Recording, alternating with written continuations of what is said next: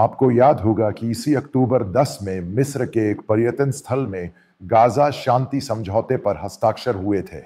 इससे जुड़े एक दो वीडियो में मैंने कहा था कि ये अस्थायी होगा, कोई लंबी प्रक्रिया नहीं। ये समझौता एक तरफा है, ये पूरी तरह से इजराइल के लिए है। यानी इसमें भी मैंने कुछ कहा है, वैचारिक रूप से, यानी हमास की विचारधारा, उनका एजेंडा उन्हें बचपन से ही सिखाया गया है। यहूदी समुदाय को नष्ट करो, ईसाई समुदाय को नष्ट करो। यही वह विचारधारा है जिसके आधार पर हमास और कट्टरपंथी इस्लाम को वैश्विक स्तर पर खड़ा किया गया है। यह घटना इसी का हिस्सा है। यह हमास यानी पूरे यहूदी समुदाय को, साथ ही उसे समर्थन देने वाले ईसाई समुदाय को, उसके आधार ईसाई देशों को नष्ट कर देगा। लेकिन मैं अमेरिकी व्हाइट हाउस की प्रेस विज्ञप्ति से यह समझ पाया था कि यह युद्ध विराम इतनी जल्दी टूट जाएगा जिसकी मुझे उम्मीद थी। वे कहते हैं कि हमास का उनके अमेरिका के साथ एक स्पष्ट रिश्ता है। हमास इस युद्ध विराम को विश्वसनीय सूत्रों के आधार पर लागू करने में रुचि नहीं रखता। इसलिए हमास ने कई जगहों पर कई बार युद्ध विराम का उल्लंघन किया है। समझ लीजिए कि यह कुछ ही घंटों में घटी घटना है। इजरायली कैबिनेट और सुरक्षा कैबिनेट की बैठक हुई। क्या हुआ, मैंने आपको युद्ध विराम उल्लंघन पर लेख में पहले ही बता दिया था। लेकिन केरल के कुछ सैटेलाइट चैनलों ने पूरी तरह से पीछे हटने की बात कही। मैंने कहा कि गाजा का 53% हिस्सा अभी भी इजराइल नियंत्रण में है। इजराइल केवल आंशिक रूप से पीछे हट रहा है, यानी हमास को हथियार डिजाइन करने चाहिए। वे केवल अपने द्वारा गिराए गए हथियारों के अनुसार ही पीछे हट रहे हैं। इसलिए उन्हें इस संबंध में एक पीला रिबन मिला है। इसी तरह यह सड़क, यह महत्वपूर्ण द्वार, चाहे वह राफा हो या खानिया या मिस्र, इस बिंदु पर अभी भी इजरायली सैनिकों द्वारा संरक्षित है। क्या हुआ, समझने के लिए 2-3 बिंदु हैं। पहला बिंदु यह है कि 2000 से ज्यादा विवरण और उससे भी ज्यादा इजराइल ने लगभग 20 बंधकों को रिहा कर दिया जिन्हें जिंदा छोड़ दिया गया था। और आज के वॉशिंगटन पोस्ट में एक तस्वीर है। जब वे सभी बस से उतरे और अपने घर और आसपास का माहौल देखा तो वे दंग रह गए, क्योंकि वहां कोई घर नहीं था। सब कुछ तबाह और बर्बाद हो गया था। गाजा शहर तबाह हो गया था। उनका घर, उनका भाई और दूसरे लोग सब चले गए। बाद में वे सब इस वॉशिंगटन पोस्ट के अंदर चले गए। पोस्ट और सहारा नाम के किसी व्यक्ति ने बताया कि उसके 2 भाई मारे गए और उसे नहीं पता कि उसका परिवार कहाँ है। जरा सोचिए हालात क्या थे। जब वो यहां आते हैं और जेल से वापस आते हैं तो उनके पास न घर होते हैं, न परिवार, न रिश्तेदार, न भाई, न पिता, सब मारे गए। हत्याओं में एक और घटना भी है। बताया जा रहा है कि इन इमारतों के मलबे में 10,000 से 15,000 से ज्यादा लोग के शव दबे हुए हैं। मैंने पहले एक वीडियो में इसका जिक्र किया था। द गार्जियन इंटरनेशनल अखबार जो वहां मौजूद है कहता है कि बहुत से लोगों के शव गायब है। इन इमारतों को खोला नहीं जा सकता क्योंकि इन्हें हटाने के लिए कोई घटना नहीं हुई है। अगर तुर्की ऐसा कह रहा है तो इजराइल को भी इसके बारे में पता चला होगा। मौजूदा युद्ध विराम की बात हो रही है। अब इजरायली सेना वहां है, सीमा के उस तरफ यानी गाजा के अंदर खड़ी है। उन्हें एक आईईडी या रिबन, एक विस्फोटक उपकरण, एक आईईडी, एक इंजीनियरिंग सहायता वाहन, एक आईडीएफ वाहन, एक विस्फोट मिला है। 4 या 5 इजरायली सैनिक घायल हुए हैं। ये वही है जो वे कह रहे हैं, किसी भी कारण से वे छोड़ने के लिए तैयार नहीं है। जैसा कि वे कहते हैं, युद्ध विराम समझौते की शर्तों के तहत और उसके बाद उनमें से 2 या 3 ने जवाबी गोलीबारी की और अब वे इसे पार कर गए हैं और लगभग 3 लोग राइफलों से इजरायली सैनिकों पर गोलीबारी कर रहे हैं। क्योंकि कुछ लोगों, इनमें से कुछ हमास के लोगों ने एक ग्रेनेड लगाया और रिबन को दूसरी तरफ फेंकने की कोशिश की और वह भी फट गया। उन्होंने भी जवाबी गोलीबारी की और आज जो हुआ वह यह था कि इजरायली हवाई हमला राफेल द्वारा किया गया था। अमेरिका यह कह रहा है और कर रहा है, अमेरिका उड़ान भरेगा या अमेरिका दूसरों से ऐसा करवाना सीख जाएगा।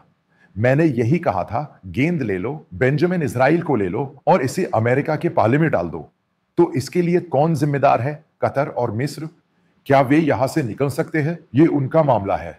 शांति वार्ता के बाद यही सबसे बड़ी समस्या पैदा होती रहे। यही है कि मध्यस्थता कौन कर रहा है और इस्लामी चरमपंथी किस तरह के समाधान ला रहे हैं। कट्टरपंथी मिलिशिया समूहों ने बिना किसी कारण के अपने विचार और विचारधारा नहीं बदली है। यही मुख्य कारण है। अब वे वर्दी में नहीं, बल्कि अलग टी-शर्ट में है और इस तरह घूम रहे हैं। फिर समझने वाली अगली बात यह है कि इज़राइल ने यहां एक और ताकत बनाई है। अबू समद मिलिशिया नाम का एक समूह, इसे खुद बेंजामिन ने स्वीकार किया था। फिर उन्होंने उनके ठिकानों की तलाशी ली और उन पर हमला किया। अब इज़राइल ने उन पर जगह-जगह बमबारी की है। यह ज्ञात नहीं है कि हमास के कितने सदस्य मारे गए या नहीं। इज़राइली सेना आधिकारिक तौर पर इस बारे में कुछ नहीं कहती। वे केवल इतना कहते हैं कि उन्होंने हमला किया, युद्ध विराम का उल्लंघन हुआ। फिर हमने इज़राइली रक्षा मंत्री का बयान तैयार किया और हमें पता है कि क्या करना है। मैंने यही कहा था, यह अगले चरण में जा रहा है।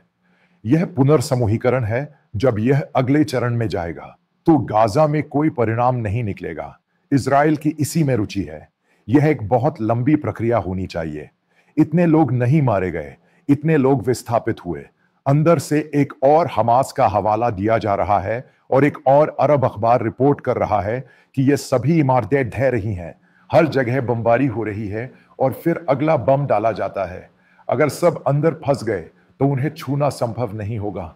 ये सभी लोग कहाँ रहेंगे? वे कई शिविरों से इतनी दूर गए थे। जब वे वापस आए तो युद्ध शुरू होने पर कई लोगों को हिरासत में लिया गया था। वो कहाँ रहेंगे? वो यही कह रहे हैं।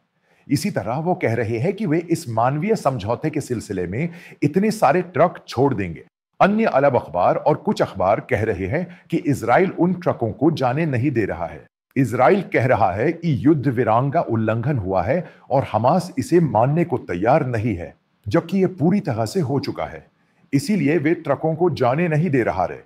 कम से कम आप खाना खा सकते हैं और चिकित्सा कार्यक्रम कर सकते हैं। हालात ऐसे ही चल रहे हैं।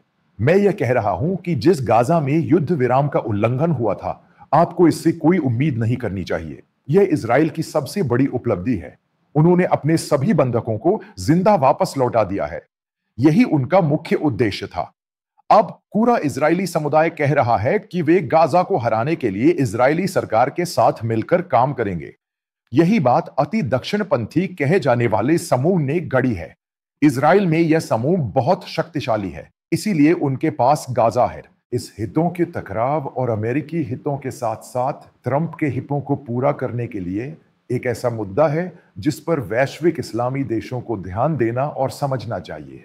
यूएई और सऊदी अरब भाग नहीं क्यों लिया रहे? वे जानते हैं कि यह कोई शांति समाधान नहीं होने वाला है। चाहे फिलिस्तीन हो या गाजा, कई अन्य देशों ने इस फिलिस्तीन को स्वीकार कर लिया है। अब आगे क्या होगा? क्या इस घटना का समाधान यही नहीं होना चाहिए, यानी शांति समझौते के दूसरे चरण में किनारे से हथियार हटाओ, हथियार डाल दो? यह उनके लिए तैयारी नहीं हो रही है। उन्होंने पहले ही गोलीबारी शुरू कर दी है। मैं कहूंगा कि इसका कोई नतीजा नहीं निकलने वाला। यह और बढ़ेगा। बार बार हवाई हमले होंगे और वायुसेना और मजबूत होगी और मैं अपनी समझ से काम लूंगा और यह इज़राइल पूरा हो जाएगा और यहां सभी गाजा वासियों पर फिर से कब्जा कर लिया जाएगा और दुनिया को पता चल जाएगा। सब कुछ बिखर जाएगा। ट्रंप का यह पुराना प्रस्ताव आ रहा है, यानी नदी किनारे। यही मैंने पहले कहा था। यह शांति प्रक्रिया से जुड़ा एक अस्थायी मामला है। यह कोई लंबी प्रक्रिया नहीं है, क्योंकि हमास और दूसरे समूह वैचारिक रूप से लड़ रहे हैं। इसलिए उन्होंने कहा कि कोई समाधान नहीं होगा। इज़राइल ने इसका सफलतापूर्वक लाभ उठाया है। अब वे एक एक करके हमला करेंगे। उन्हें इसमें कोई मानवीय घटना नहीं दिखती।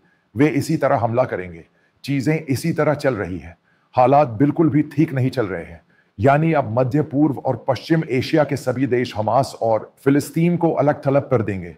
यही हम देखने वाले हैं। यही हम देखने वाले हैं।